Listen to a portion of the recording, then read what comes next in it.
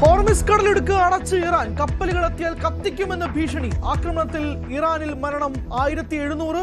എണ്ണവില കുതിക്കുന്നു.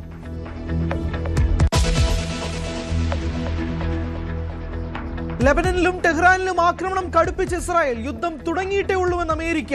ഇറാന്റെ 11 പടക്കപ്പലുകൾ ഇല്ലാതാക്കിയെന്ന അവകാശവാദം. സൗദിയിലെ US എംബസി അടച്ചു.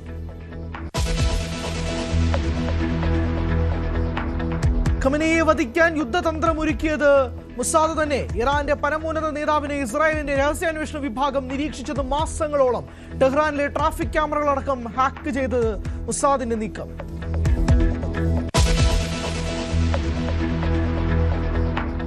പശ്ചിമേഷ്യൻ സംഘർഷത്തിൽ ഇന്നും നിശ്ചലമായി രാജ്യാന്തര വിമാന സർവീസുകൾ. ഡൽഹിയിൽ നിന്ന് 40-ലധികം സർവീസുകൾ റദ്ദാക്കി. കേരളത്തിലെ വിമാനത്താവളങ്ങളിലും പ്രതിസന്ധി തുടരുന്നു. സ്വന്തം രാജ്യത്തേക്ക് മടങ്ങാനാവാതെ കോവളത്ത് കുടുങ്ങി വിദേശ വിനോദസഞ്ചാരികൾ. ദുബായിൽ കുടുങ്ങിയ ബാഡ്മിന്റൺ താരം PV സിന്ധു നാട്ടിലെത്തി.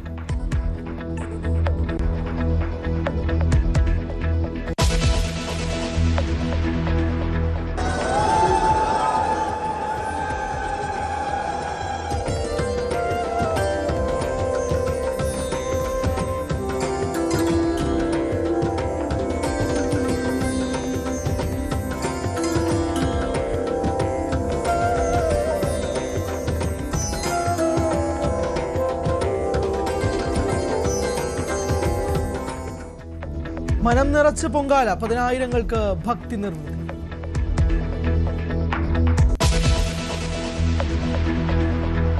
മതസൗഹാർദ്ദത്തിന്റെ പുത്തൻ കേരള സ്റ്റോറിയായി പൊങ്കാല. ഐക്യദാർഢ്യം പ്രഖ്യാപിച്ചെത്തിയത് പാളയം ഇമാമും ബിലീവേഴ്സ് ഈസ്റ്റേൺ ചർച്ച് ബിഷപ്പും.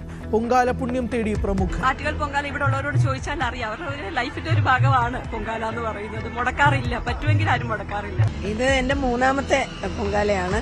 3 വർഷമായിട്ട് ഇവിടെ തന്നെയാണ് ഇടുന്നത്. ഞങ്ങളുടെ കൂടെ ഒരു ഫുൾ ഗ്യാങ് ഉണ്ട്. അമ്മ കൂടെ ഉണ്ട് എന്നുള്ളൊരു വിശ്വാസമില്ലേ, അത് അമ്മ ഉറപ്പിച്ചുകൊണ്ട് വരിക. അത് തന്നെ ഏറ്റവും വലിയൊരു സന്തോഷം, നിറവുണ്ട്. എന്റെ മനസ്സിന് നിറഞ്ഞിട്ടാണ് ഞാൻ ഇന്ന് പൊങ്കാല ഇടുന്നത്. ഒരുപാട് സന്തോഷം.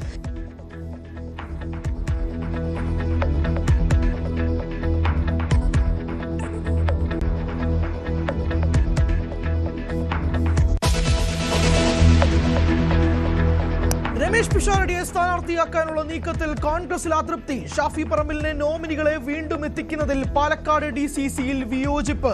ഇരവിപുരത്ത് RSPയിൽ തർക്കം. സംസ്ഥാന കമ്മിറ്റി അംഗം സജി D ആനന്ദ് രാജിവെച്ചു.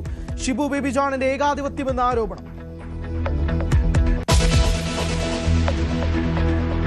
ശബരിമല സ്വർണ്ണമോഷണ കേസിൽ N വാസു EDക്ക് മുന്നിൽ. മുൻ ദേവസ്വം ബോർഡിനെ ചോദ്യം ചെയ്യുന്നത് കൊച്ചിയിലെ ഓഫീസിൽ വെച്ച്.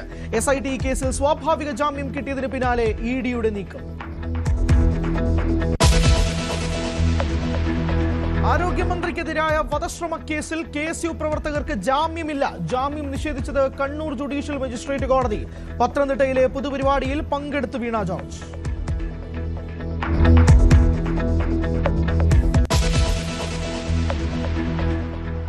കേന്ദ്രമന്ത്രി KP ഉണ്ണികൃഷ്ണന് വിടവാങ്ങിയത് കേരളത്തിന്റെ ദേശീയ മുഖം. സംസ്കാരം നാളെ രാവിലെ 9-ന്.